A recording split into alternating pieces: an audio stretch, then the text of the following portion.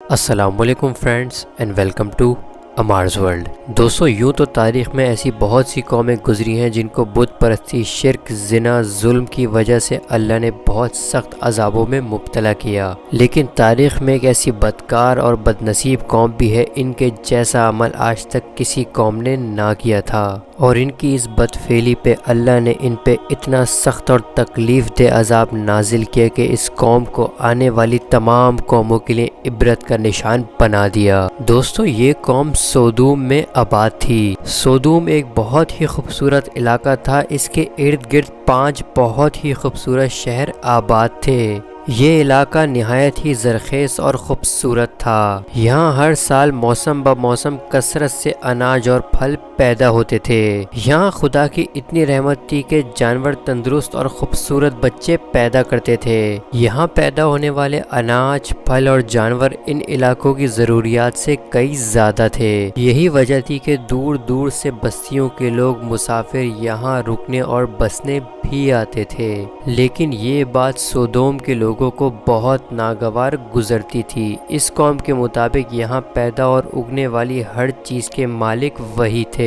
ایک دن سودوم کے کچھ لوگ اسی پر غور و فکر کر رہے تھے کہ کس طرح ان لوگوں کو یہاں آنے سے روکا جائے، تو شیطان ایک نوجوان کی شکل میں آیا اور انہیں کہا کہ تمہیں ایک ایسی تدبیر نہ بتاؤں کہ جس سے تمہارے علاقے میں آنے سے کوئی بھی ڈرے۔ تو پھر شیطان نے ان کو مردوں سے بدفعلی کا طریقہ سکھایا، جس کو آج ہم ہومو سیکشولیٹی کے نام سے بھی جانتے ہیں۔ چند ہی روز میں یہ بدفعلی ہر گھر کی روایت بن گئی۔ امیر ہو یا غریب، حکمران ہو یا تاجر، سب اس بدفعلی میں پوری طرح ڈوب چکے تھے۔ کوئی بھی تقریب اس بدکاری اور فحاشی کے بغیر ادھوری سمجھی جاتی تھی۔ یہ لوگ نہ صرف اپنے قوم کے لوگوں سے بدکاری کرتے بلکہ آنے جانے والے تمام مسافروں کو بھی اپنے ظلم و جبر اور ہوس کا نشانہ بناتے تھے۔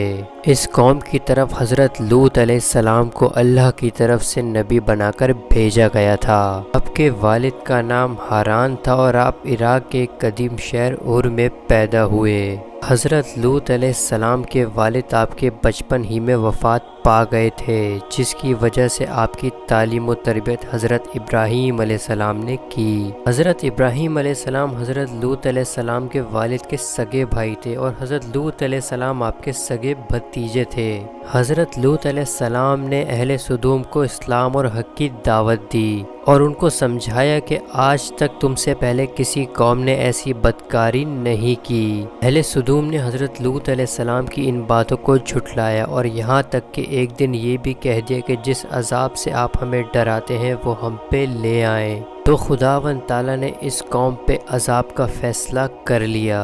اللہ نے اپنے 2 فرشتے نہایت ہی خوبصورت نوجوانوں کی شکل میں اس قوم کی طرف بھیجے۔ چنانچہ وہ فرشتے حضرت لوط علیہ السلام کے گھر تشریف لے آئے۔ حضرت لوط علیہ السلام کی بیوی جو آپ پر ایمان نہیں لائی تھی، انہوں نے جا کر یہ سارا معاملہ بستی والوں کو بتایا اور کہا کہ حضرت لوط علیہ السلام تم سے ان خوبصورت نوجوانوں کو چھپا رہے ہیں۔ بستی والے خوشیاں مناتے آنند فانند لوط علیہ السلام کے گھر پہنچے۔ جب حضرت لوط علیہ السلام کو اس بات کی خبر ہوئی تو آپ اپنی قوم سے فرمانے لگے کہ اللہ نے تمہارے لیے پاک عورتیں پیدا کی ہیں، لیکن تم پھر بھی کیوں گناہ کی طرف راغب ہوتے ہو؟ اس پہ اس قوم نے لوط علیہ السلام کی بات کو رد کرتے ہوئے گھر میں گھسنے کی کوشش کی، تو ان فرشتوں میں سے ایک نے اپنا پر ان کی آنکھوں کی طرف مارا تو یہ اندھے ہو گئے۔ ان فرشتوں نے حضرت لوط علیہ السلام سے فرمایا کہ اللہ نے اس بستی پہ عذاب کا فیصلہ